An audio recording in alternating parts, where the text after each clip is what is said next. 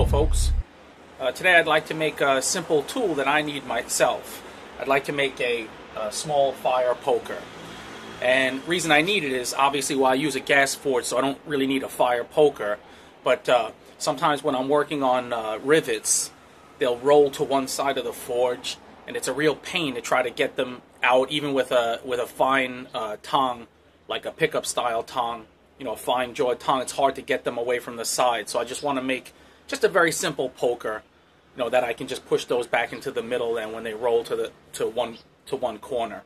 So you know, and then in the past, when I had a wood stove when I was living in the States, I made a fireplace set that I really liked a lot, and you know, the idea that I used to make the poker was pretty straightforward, and it was basically, you know, I took maybe a thicker piece of stock, you know, maybe like such, and then I just draw that out a little bit, like this, and then bend that back onto itself, like such,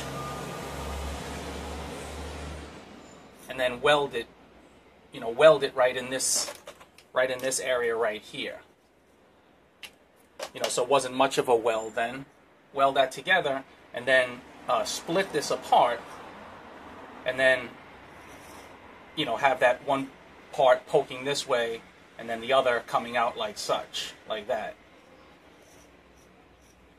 You know, bend that, taper them off, and taper one down and away and one straight out.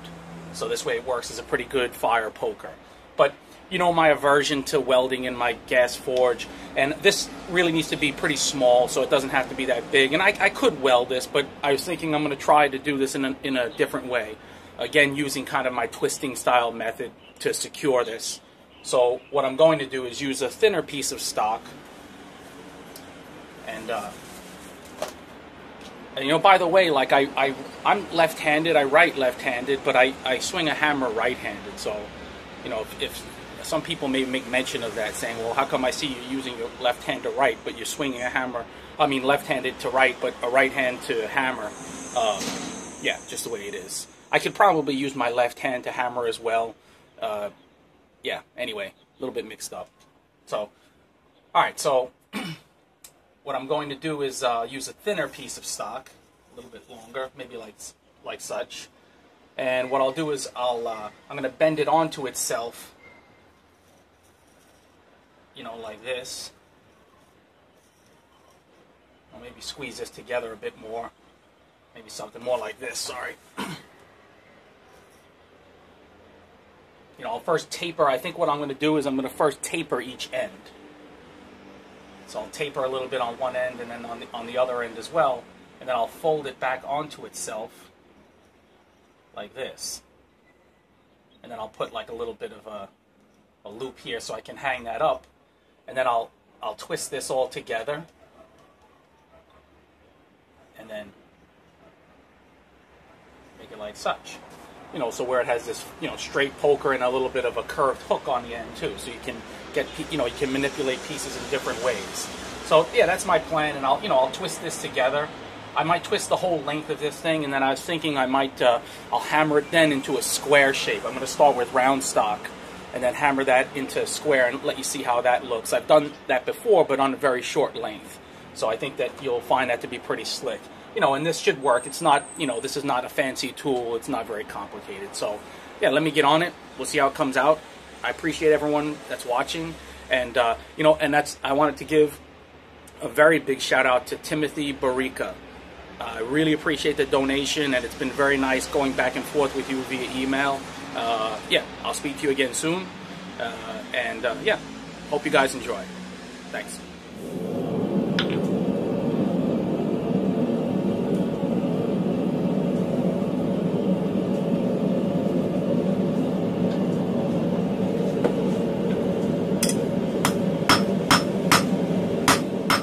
I know the glare here is really bad, but I change angles after I taper the two ends of this piece, so just bear with it.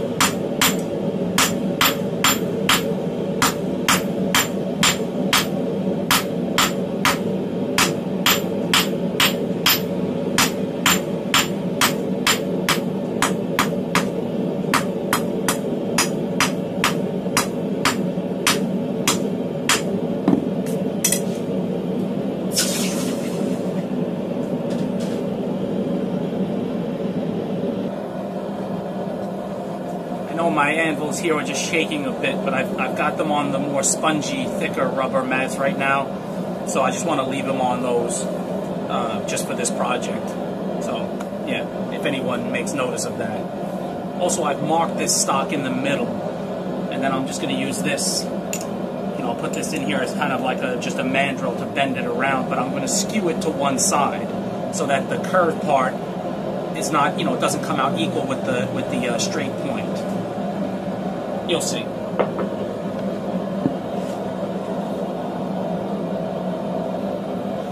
So that's the middle, but I'm going to skew it to one side by about an inch, maybe a little bit more.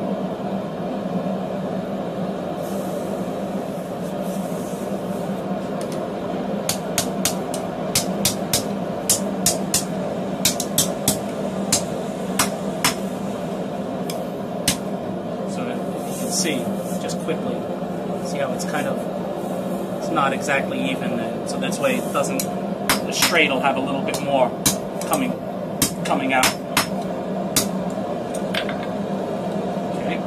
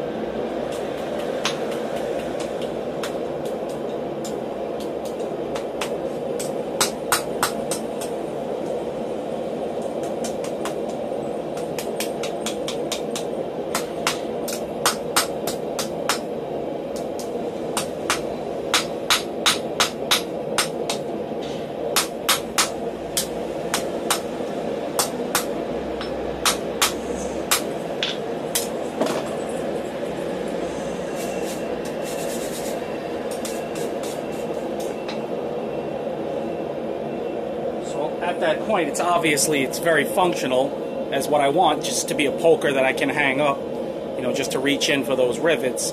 But I'm going to twist the whole length of this thing to make it look a little bit nicer. And then, like I said, square it all up. So, yeah, pretty simple, but yeah, pretty satisfying little project. So let me continue on.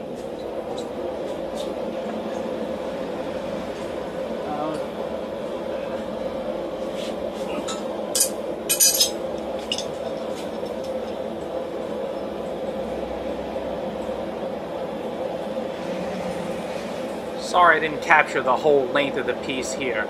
I've got my twisting wrench just below the loop there, and just twisting and twisting and twisting until I feel like it seems good enough, tight enough, that is.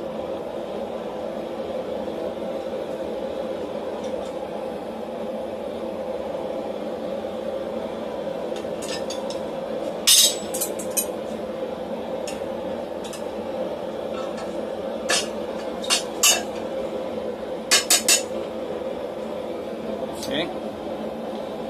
And it looks kind of odd like that, but you'll see once I hammer that out, that'll look much more slick. Even where it's a little tighter over here, no problem. So, get on it.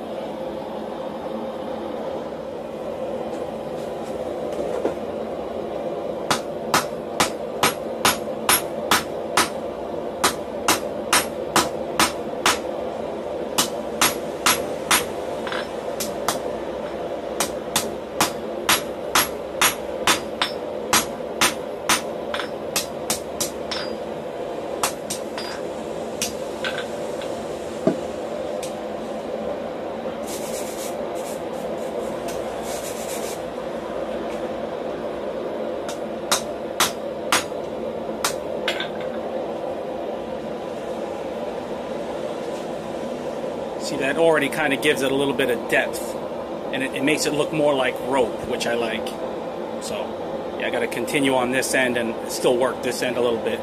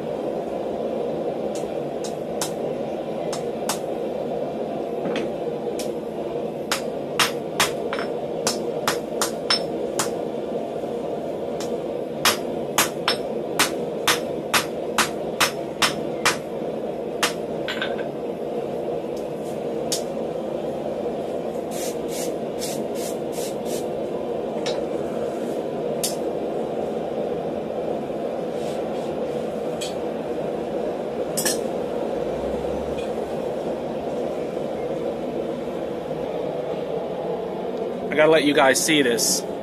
These are actually Taiwan national bird, kind of a bluebird. They're massive. They come, there's 3 of them. They come and visit me every now and again. I'm gonna throw them some food right now. They're absolutely massive, these birds. They're like the size of a crow, but they've got these really long tails. Alright buddies, I'll give you some food right now. There's a bunch of these gray tree pies that are here now. This guy right here. And then these guobao lantrue, they call it, kind of like some kind of a bluebird, and they're flying everywhere. There's birds everywhere out here. Look at them across the way there. They're all waiting. My goodness. Gotta make donations, man. I gotta feed these birds. Alright, enough nonsense with the birds. I've got one more heat to just finish out this piece, so get that on right now.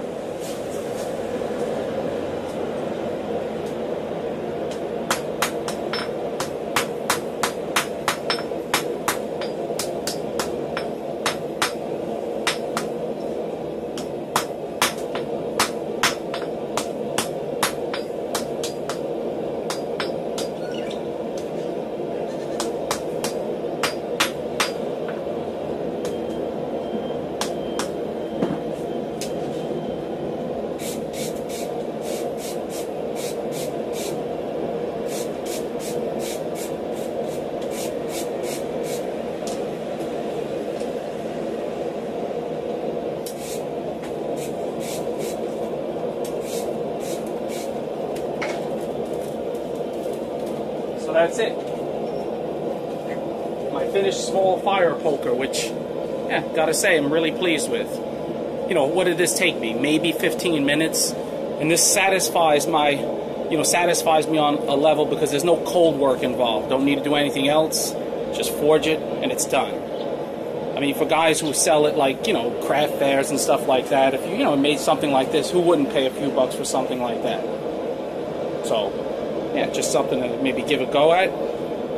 Thanks for watching, guys. I think it's time for me to get onto the birds here before they go any crazier. Alrighty. Okay, so here's just one last look at the small fire poker with the twist that's squared up, so you can see how that looks. Well, looks pretty good, right? You know, as far as a finish, I just rubbed it down with an oily rag when cold. If you wanted to apply oil, if you apply it when the piece is hotter, the hotter it is, typically the darker it will become, the more jet black it'll become. But for this piece, I'm not too concerned about getting that darker finish on it. Plus, you know, if you apply oil when it's at high temperature, just be very careful because it can flare up. A lot of times people, like when they quench in oil, will just dunk it in oil and, you know, let it go. You know, stand back because it could flare up and you could get burned.